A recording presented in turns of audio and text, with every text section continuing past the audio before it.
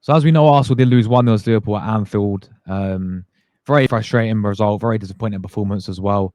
I think the main thing was that Liverpool were there for the taking, and Arteta set up really not to lose the game, where it should have been go there to win because they were there for the taking. I think we could have, looking at their first couple of games, we really could have gone to Anfield and beat them for the first time since 2012. That awful record still is there, unfortunately, guys, because I just don't think we set up to win. Having said that, I thought looking into the actual players, I think there's some poor performances in there. Probably one of our best players. And I actually can't believe I'm saying this because of the doubt around his name when we signed him, including myself. I'm fully willing to hold my hands up and say I got it wrong when this guy proves us wrong. Okay, I'm sure I'm not the only one. £52 million from Chelsea. I was thinking, what are we doing here? Signing Noni Madueke. Having said that, against Liverpool was our best player in my opinion, especially in the first half because he's the only one actually in that attack who looked like he cared in terms of like making stuff happen. He's direct. He looked very promising. Had a great battle with Kirkes as well. Kirkes is a top left back, and I thought they had a great battle. I've seen a lot of people online say like he completely destroyed him. I don't think about destroyed Kirkes, but he definitely gave him a really good game, and he played very well. Noni Madueke did. So in this video today, we're going to go through his performance. I'm going to talk about some of the promising signs that he definitely proved in that Liverpool game, but also we're going to be looking at there's still a lot of things I feel that this guy's got to work on if he wants to become a top signing. If he wants to become even a starting left winner for us, I think he actually looked quite better. I thought he actually looked better on the right so far. And if he wants to compete with Saka in that position and be that proper competition for Saka, which he's been crying out for, I still think there's a few areas to his game that he needs to work on. We're going to go for it today. If you guys enjoy these types of videos, make sure you guys smash like on the video. That'd be greatly appreciated. And also subscribe for daily Arsenal content. Without further ado, guys, let's get right into it. Okay, so yeah, straight away here, you'll see him up against Kirkes. Straight away, just looking so, as soon as he gets ball, trying to make stuff happen, direct here as well. Always looking to beat, try and beat his man. Excellent when it comes to 1v1 as well. I think we're going to see a lot of that as the season, sort of goes forward. But yeah, he's making Kirkes think, look, Kirkes is here. He's backpedaling. You can see here. Now, this is the areas I want to talk about, these dangerous positions that he's finding himself in. Maybe decision making needs to be a bit better. Could he have made a cross earlier? But let's see what happens after this. I think Kirkes puts a... Actually, I think does Kirkes put a foot in here? Let's see. I actually can't remember what happened in that. I think it went out for a goal kick, if I can remember. But still, did in the end managed to put the cross in. But that's what I feel like at times, and the clip will show in a minute, in this as we go on and keep watching this, right? At times I feel like his decision making in the final third, the end product needs to be a bit more to make him like that top player. He's getting some really good positions though, as you saw there. Once again, now this is going to be the key. 3-4 occasions we saw Declan Rice, Odegaard, whoever it's going to be, but that I saw it 3 times him getting behind like that. These long balls over the top. The way how we can, and you'll see it here. I play it full, right? This pace is well, I remember watching it in real time. I was like, you know what? He's rapid, isn't he, Madueke? He's absolutely rapid. Look at him here up against Kirk. This is a lot of people say he cooked Kirkes. Like Kirkes, that tackle was mad, wasn't it? To be fair, what a tackle. Let me see if I can rewind this for you lot. Right, but these are and you'll see it as we play this clip along, guys. Right, 2, 3, 4 occasions we always looking at that long ball. I think we can really utilize that as the season goes along. Whereas Zubi Rice playing them long balls over the top, Madueke will thrive over those balls over the top, people. And isn't it? Kirkes is a top left back, people. You got to say how it is. This was his opportunity where he almost scored from it, didn't he? Great save from Alisson. Again, 2, 3 occasions. He's always been on the edge of the box. Like maybe that's something we're looking at for corners. I don't know, but I noticed that 2, 3 times. He had this one where he almost scored on the edge of the box, just completely unmarked, and then he had the one second half where he skied it over the bar. But a few occasions, I don't know if we're gonna continue, if he's gonna be the guy, sort of again unmarked. Had a good opportunity here, didn't he? Got it on target. Good save from Alisson. I think what, this was the only shot on target in the game, which is mad. I'm pretty sure. Yeah, I think this is the only shot on target from him on 22nd minute. Yeah, really good save there from, of course, Allison. But I don't know if something about guys for this guy on the edge of the box. I think it doesn't show in this clip, but I think there's one way he's got it over the bar. So we'll see what happens. Inside and gets a shot away. If we rerun that again, yeah, you can see him here. Kirkers again can't deal with his pace. Cuts inside this time.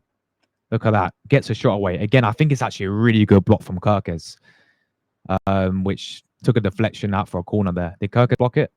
Yeah, he did. So, again, but yeah, there's some really good promising signs there with his pace. Cutting his side, getting the shot away. But as I said, I mean, a lot of people say he cooked Kirkers. I don't think he cooked Kirkers. I think Kirkers is a top left back, isn't he? And they had a great battle. That's you know, it proved their great block from him. But again, wins Arsenal a corner there. This is, I think, there's just a little bit of link up play again.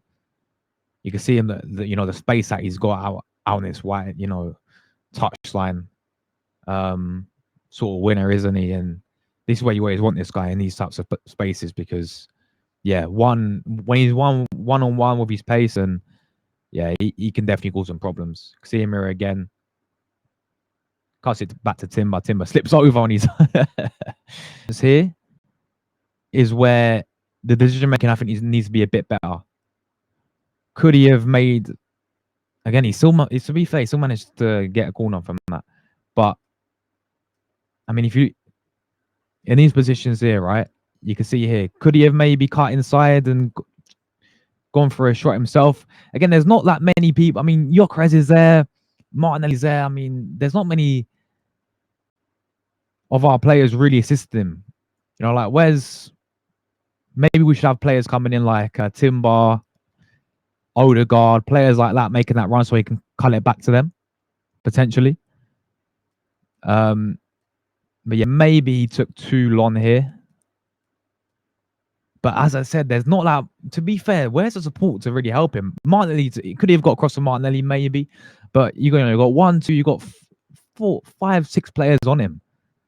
To, you know, again, he's not got that much support there. You know, where's players like I don't know who's playing. I think Mika Marino running into the box and all this. You know, like Odegaard examples where he can just go for the cutback. So in this kind of sense, I kind of understand. Let's see who this guy was arriving there. Was that Calaflori? Yeah, maybe a bit too late. But as I said, he still managed to beat his man again and get and win a corner.